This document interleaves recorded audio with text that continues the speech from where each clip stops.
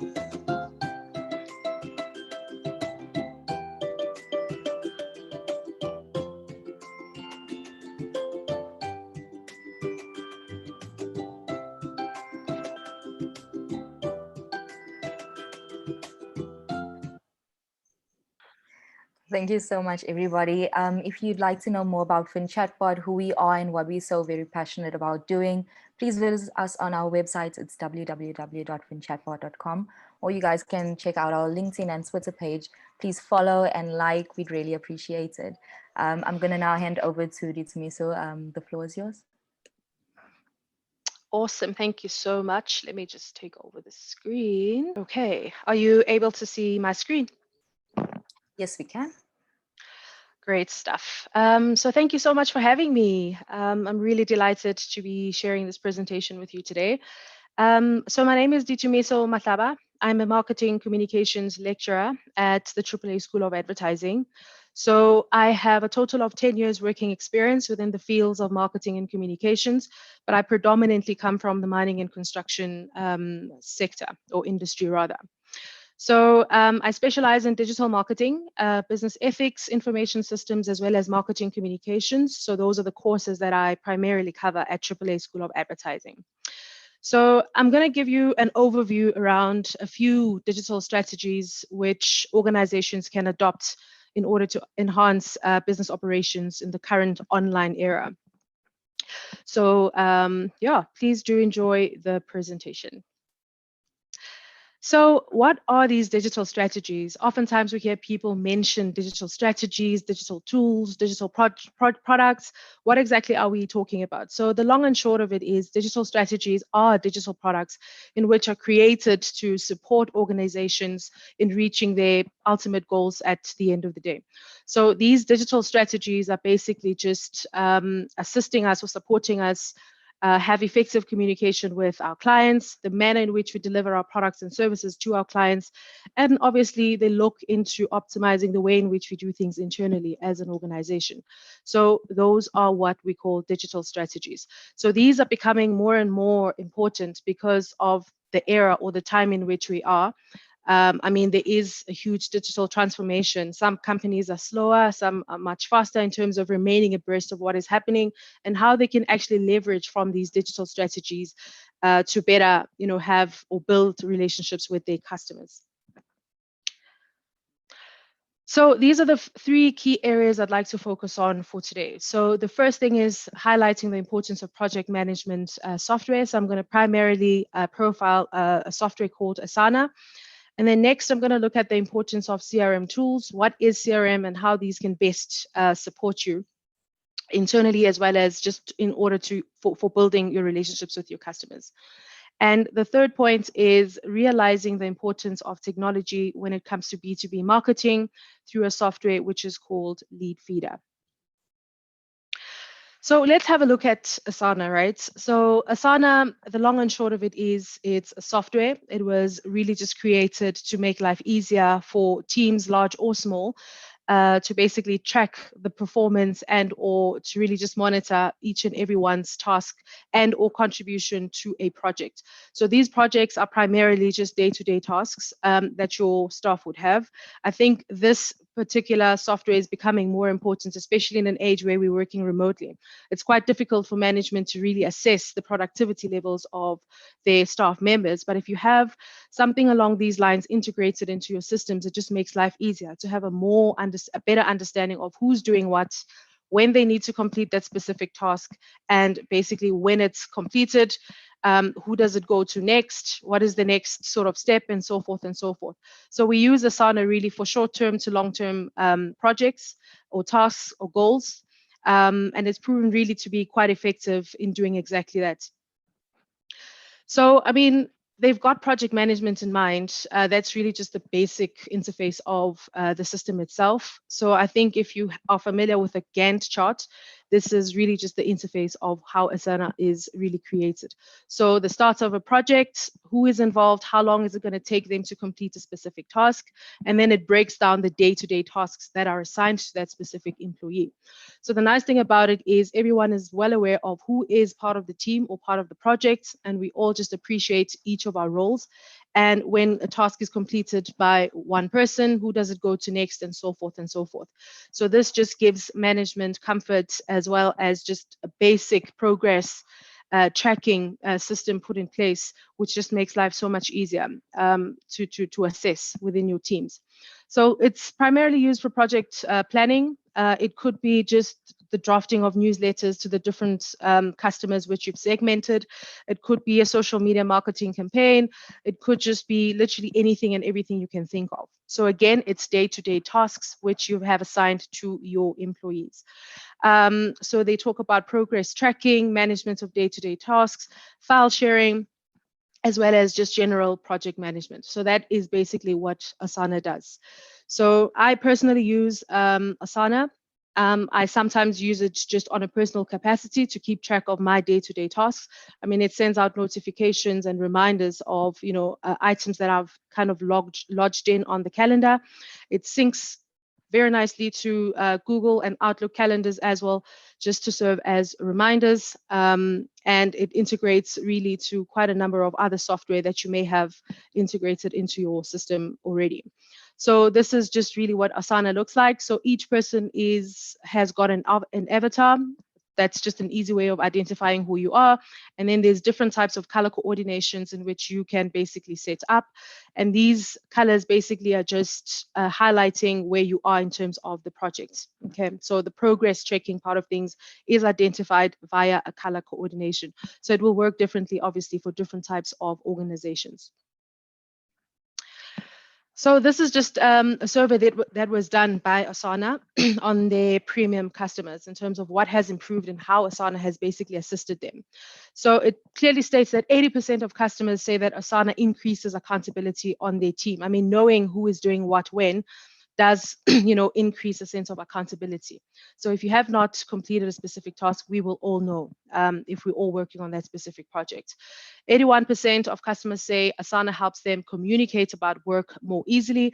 So it's got a social network kind of a setting also embedded onto the system, which is just, for effective communication.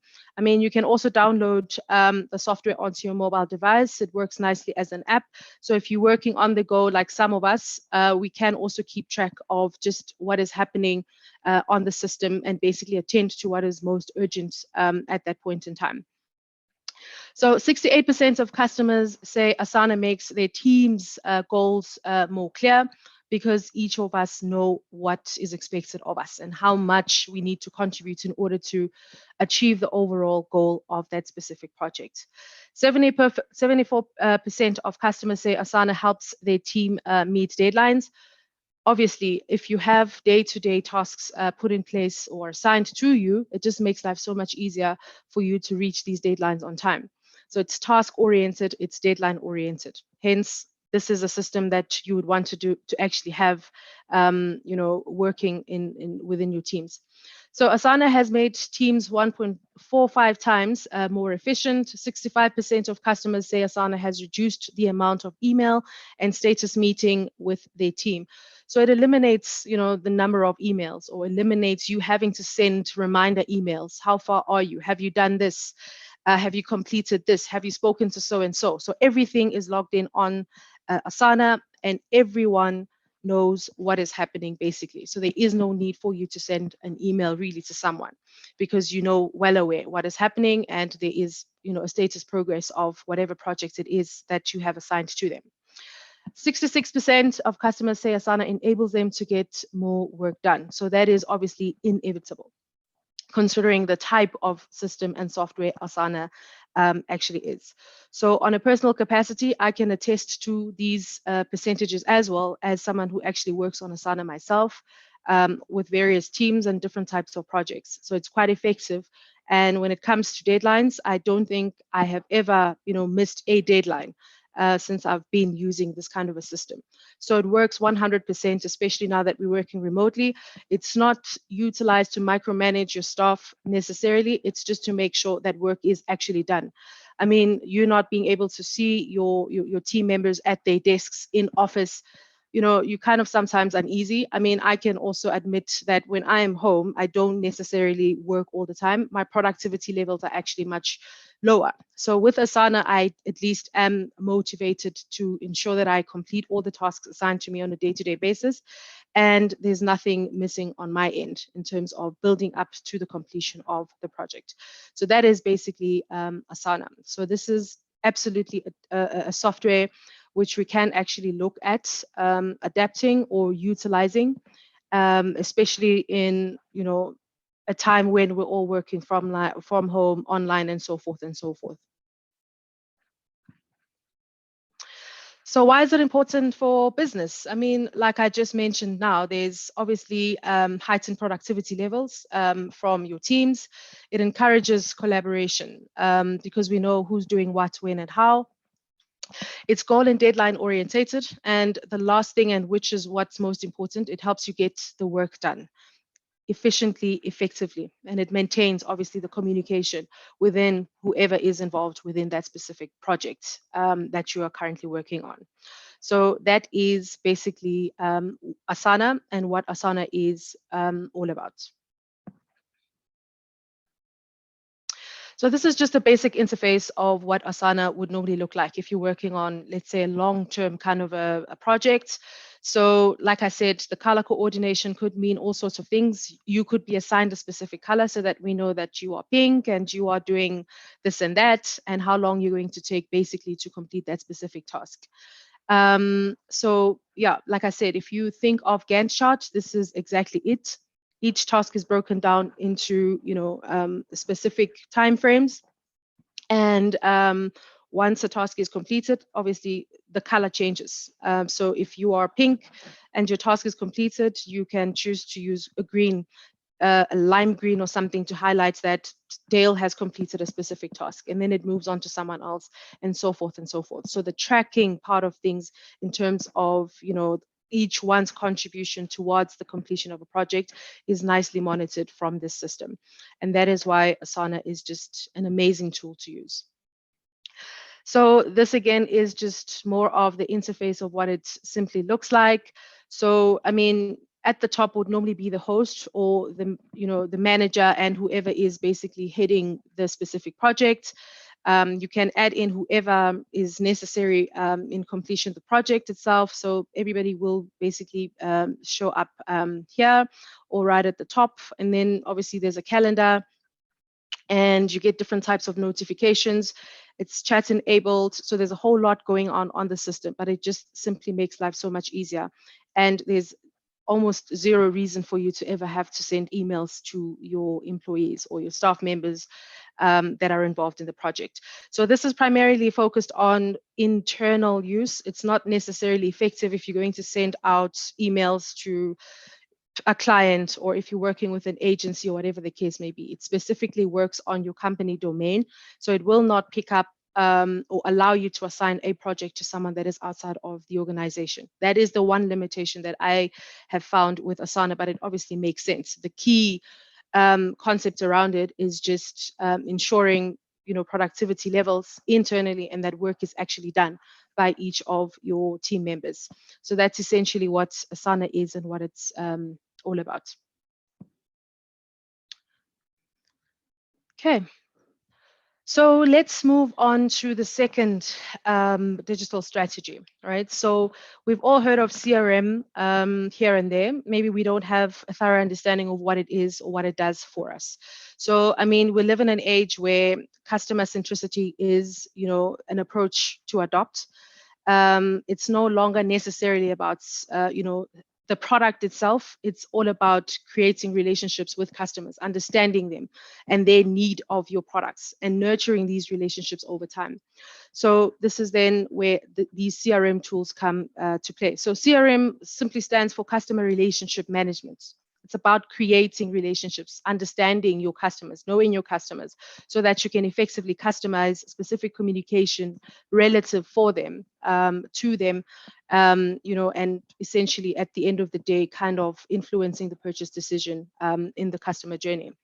So what is a CRM tool? So this is a centralized tool used by organizations to store all of its interactions with potential and or existing customers.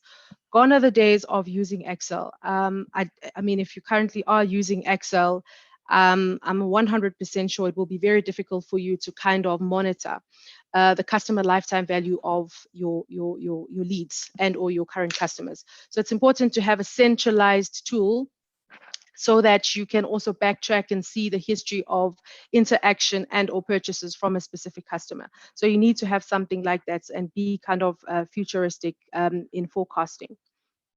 So that is essentially what a CRM tool and what CRM basically stands for. So there are different types of CRM tools. Each organization will utilize a CRM tool for different reasons. I mean, when we talk of an operational CRM tool, we're talking about a system that fully integrates into your organizational systems or processes. So I'm talking cross-functional, HR, finance, procurement, logistics, and so forth. So you can actually get a CRM tool that literally runs the operation of your organization. It's centralized, everyone has access to it, and each department basically is well aware of what is happening within the organization in relation to a customer.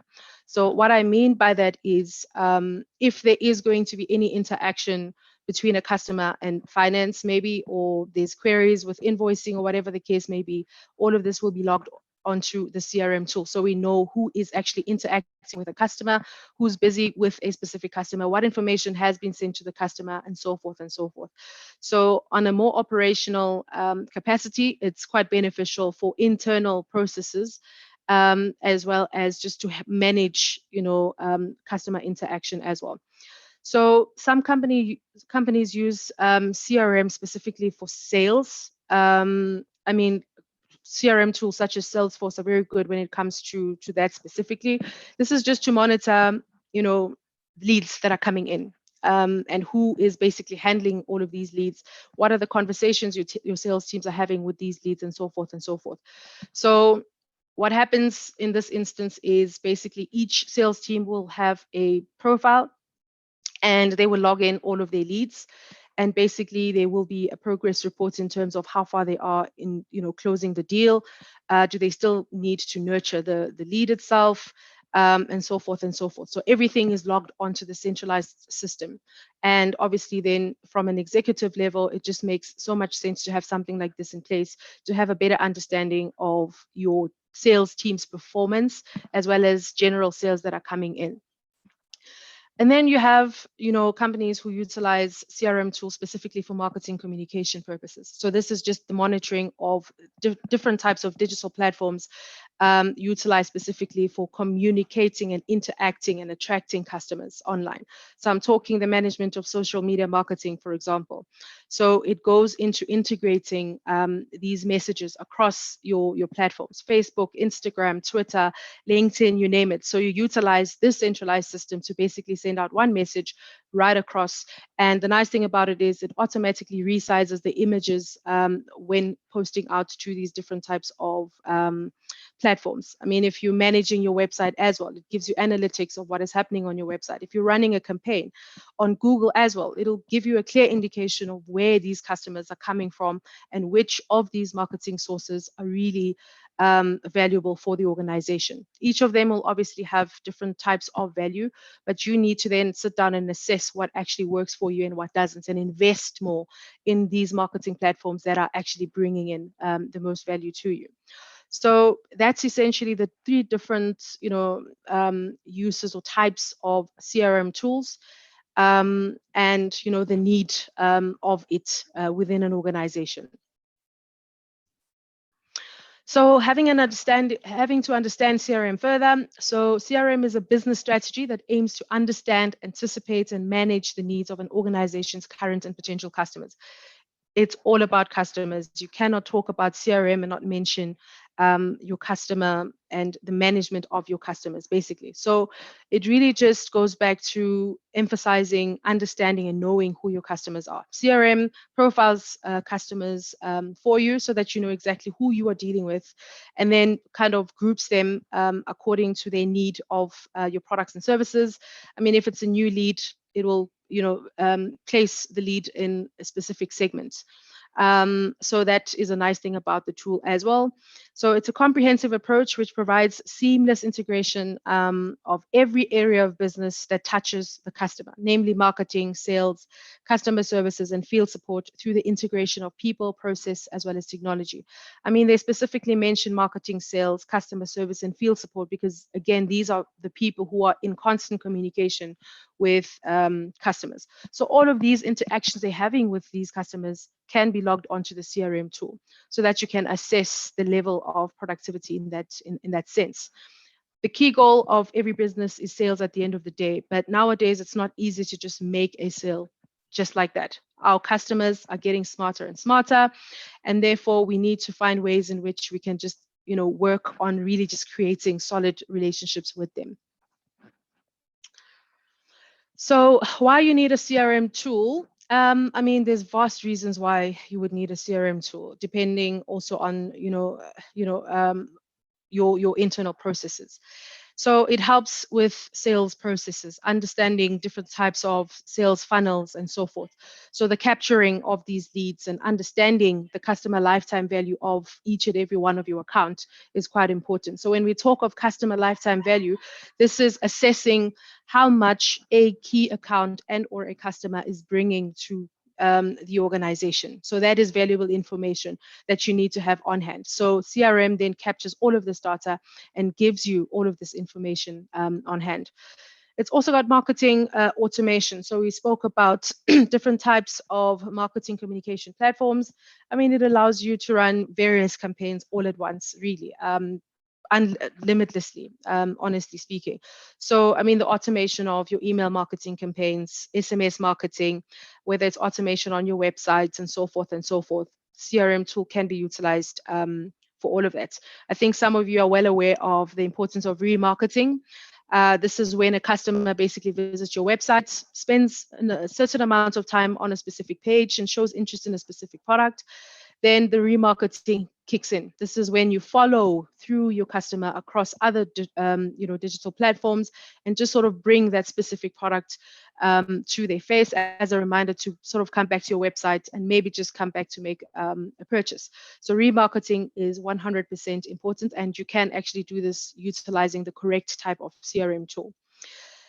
Lastly, it reveals areas of improvement. I mean, with the type of analytics that you can pick up from CRM, you're able to pick out what works for you and what actually doesn't across platforms.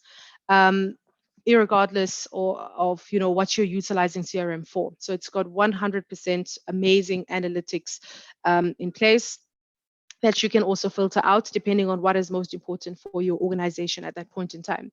So, I mean, if there's areas of improvement, you will know the data is there.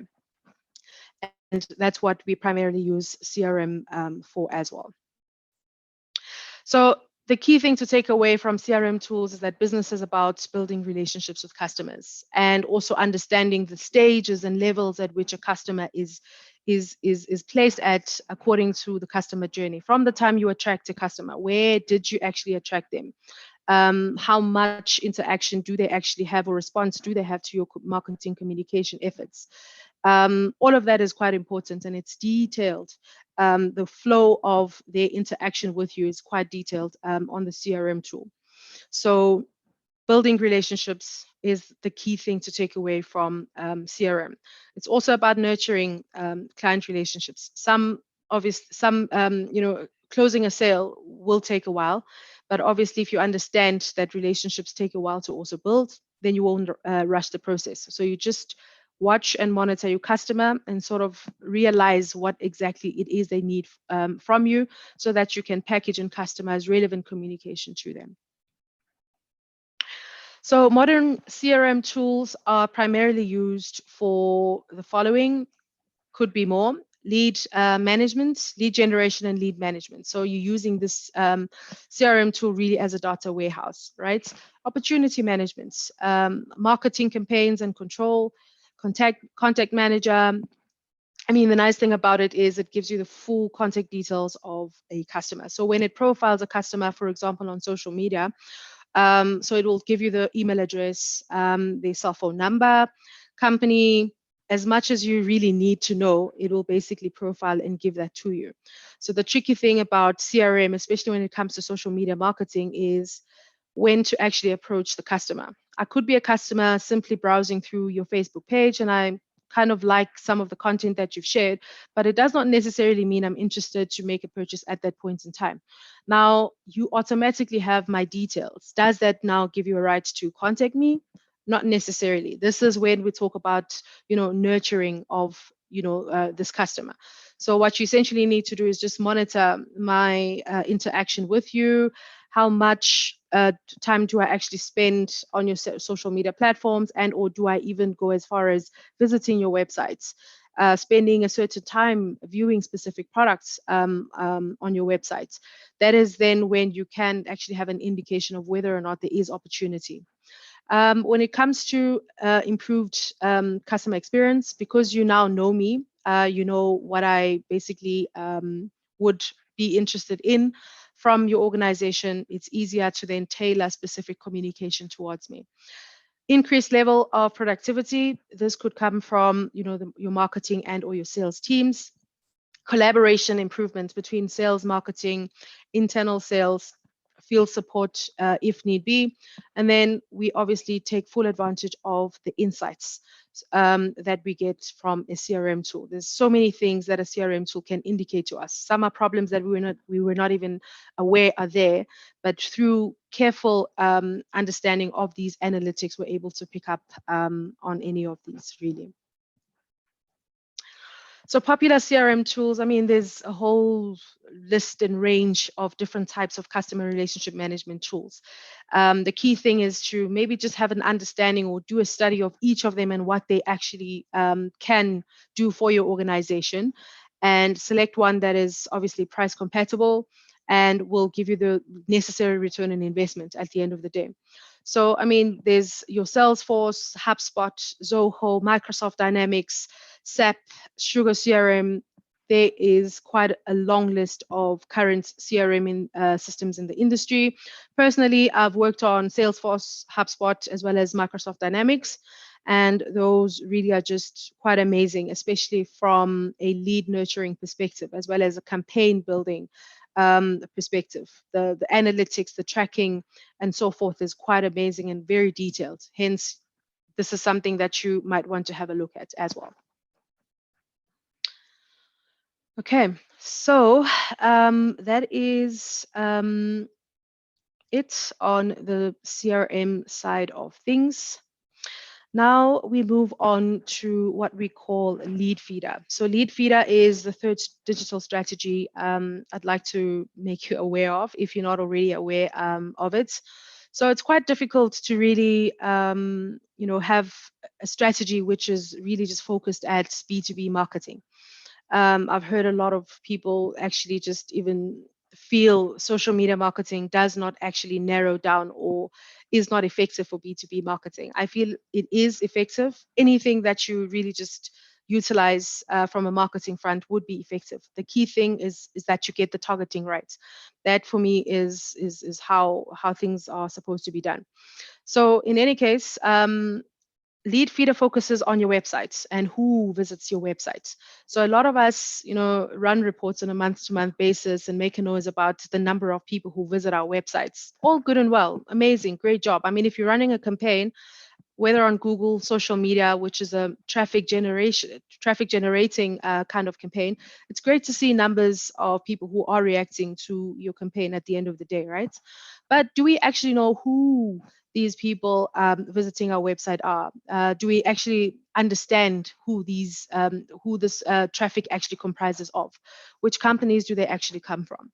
That's information that you may not necessarily have even from certain CRM tools. So maybe you would want to have a look at lead feeder. So basically what lead feeder is, the long and short of it is, it shows you the companies that are visiting your websites and how they found you and what they're interested in. So this is valuable information that you actually want, right? So that all of your marketing efforts are not actually going to waste. I know a lot of companies actually purchase leads. All good and well, that might be a strategy that works for you, but it actually makes sense to have a clear understanding of the leads that are actually visiting your website. So that is, an automatic lead because these are people showing interest in your website and certain parts of your website. So what lead feeder does is it profiles all of these customers who are coming onto your website. It shows you where you attracted or attained, these customers or leads from, and it gives you contact details of these customers. Usually it profiles utilizing a specific company, and then it can also give you a number of how many people from that specific company have visited your website. Which of your pages or landing pages are they mostly interested in? So these are people who spend a certain amount of time obviously on that specific page on your websites, and basically that's what you work with in terms of lead feeder. So this is something that you really want to have, so that you have a better understanding of your B2B marketing and whether or not it's quite effective in that regard. So when it comes to identifying website visitors, which is really predominantly what lead feeder is and what it does, it identifies the names of the companies visiting your website. So turn anonymous traffic into real company names. Reveal the exact behavior of the companies visiting your website. Like I said, you're able to monitor how much time they are spending on your website. Which of these pages and or products are they actually interested in? Identify remote workers with lead feeder's unique database of static and dynamic IP addresses. So, I mean, the system is quite expensive to have. I mean, if you think of how much data it's collecting on your behalf, it's quite valuable at the end of the day, because it really just gives you the face of who these numbers are that we're seeing on these reports. As a marketer, you keep on reporting on. So that is what basically lead feeder does and is all about. Key features of lead feeder. Number one, filters out uninteresting visitors. So if you are an individual and or have a Gmail account, usually it does not pick up or identify you because you're not an organization. So normally it wants to, or rather prioritizes email addresses which belong to an organization, right? So any personal visits from, let's say I'm just visiting your website using my Gmail accounts, it'll basically not prioritize those, right? It'll filter me out. Secondly, it shows you leads in many ways, for example, by company, by industry, or by pages. So the nice thing about it is you can customize what is most important to you in terms of identifying the customer, because you have a clear understanding of your customer profile and who is the ideal customer that you're wanting to attract. So it's 100% customizable, but generally it does, identify by company. Thirdly, it automatically sorts your leads by quality and then obviously delivers this to you. So, I mean, obviously it works in the form of an app. So you can have these sent to you via email on a day-to-day basis, or you can simply log in and basically have a look at who it has identified on a day-to-day basis as, key leads to basically look at, or people or companies rather, that you need to primarily prioritize who are visiting your website. So it's really just nice to know which companies have a clear understanding or rather interest in your products and services. So how do you benefit from Lead Feeder? This is just a continuation of the 3 features that I've just actually mentioned. It identifies your B2B, so rather it identifies who is visiting your website. It qualifies them in terms of relevance to you and who your ideal customer is. And the connection part of things is, once you have this list of leads, do you give it to your sales? Are they actionable? This is something that you then will have to decide on from that end. But the connection part is just you obviously initiating communication with these leads that you have received from the Lead Feeder program. So this is just a general interface of what Lead Feeder looks like. So it prioritizes, like I said, or sorts these leads by means of identifying a company. It goes as far as letting you know how many people from that specific company have viewed your website, which of the websites are most popular, what is the actual trend with that specific company in relation to your websites and the navigation around your websites. And it gives you the contact details then of these specific individuals. So normally it will just give you an email address of that specific individual from that organization that is visiting your websites. So you can integrate this into a CRM tool because it is not a CRM tool. It just basically monitors website visits and tracks who exactly are your key leads to prioritize from the traffic that you're generating from, let's say, your campaigns, for example. So that's basically the number of visits that you would get from that specific company. And then it breaks down the contact details of each individual from that company who has basically visited your website. So that is just the basic functionality of Lead Feeder and how it basically works out. So, I mean, it's got MailChimp and other different types of programs. Like I said, it's easily integratable into other systems and processes that you may already have in place. And just really gives you a clear definition of your customers. It defines 100% who you're dealing with and brings about, new information to you in terms of the companies that could possibly be interested in your products and services. So yeah, I would say this is something to basically take advantage of in this day and age. I don't really glorify, just basic reports that speak just numbers. You could have 1,000 visitors today, 3,000 tomorrow, but if I don't actually know who these visitors are, it's no use to me. So that's just something to remember or place at the back of your mind. Always go the extra mile, try to find out who are these customers so that you have, detailed understanding, as I keep reiterating. So that is really just the functionality of Lead Feeder. So those were the 3 digital strategies that I wanted to bring forth to your attention. So just to recap, we touched on Asana as a project management tool, which is something you can integrate and utilize just to manage your teams and each individual's contribution towards a specific project.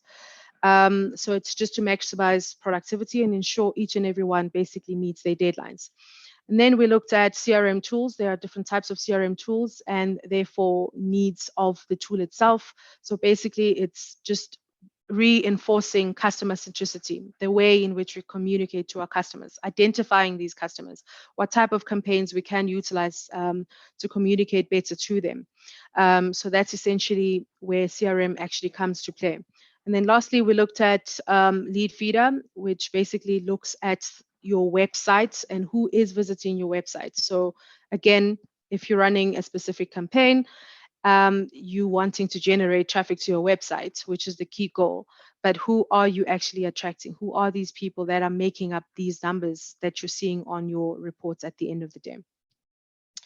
So to basically learn more about various digital strategies, which you can basically adopt in the current or digital age rather, feel free to basically contact us at AAA, at the AAA School of Advertising. We have different types of programs put in place, such as executive training, which takes up about 6 to 8 weeks on digital marketing. And or you can really just talk to us and see what other options you would like to take up to learn more really about these digital strategies. So I'd like to leave you with a quote. It says, "The best marketing doesn't feel like marketing," and this is by Tom Fishburne. Thank you very much. Thank you, and I really love that quote. It's really cool. Going to our questions. So if anybody has any other questions, please pop it in now. We will be answering. We have one, and it's with regards to the Asana, that example that you gave. Tabiso is asking, how do you feel it compares to more affordable tools like Zoho projects? The price tag is a little tall, or they're relatively for small businesses. So how do you think that it compares to Zoho? So, I mean, Asana's got a free version. Obviously, it's limited. For smaller organizations, I would go for the free version and take full advantage of just the features that it still gives you, in as much as it's a free version. Obviously, for larger organizations and obviously with larger projects and more projects and so forth, you would obviously have to go for a more kind of premium version of Asana. So, I mean, looking at how much you get from Asana, I think pricing shouldn't always be, an argument around it. But yeah, there is a free version, especially for smaller organizations and or startups that they can take full advantage of. Awesome. This was like a really, really cool webinar. I really enjoyed it, especially because I can relate. We use so many of these tools in our company as well, because most of us are working from home. So HubSpot is one of them that we use. Asana is something that we've also dabbled in. But yeah, really, really nice. I think we're going to explore Lead Feeder next. I think that's going to be a great one. Thank you so much again to me for actually allowing us to have you on our platform. I hope to see everybody next month. We will be having another webinar, and I hope you guys enjoy the day. Thank you. Bye, everybody.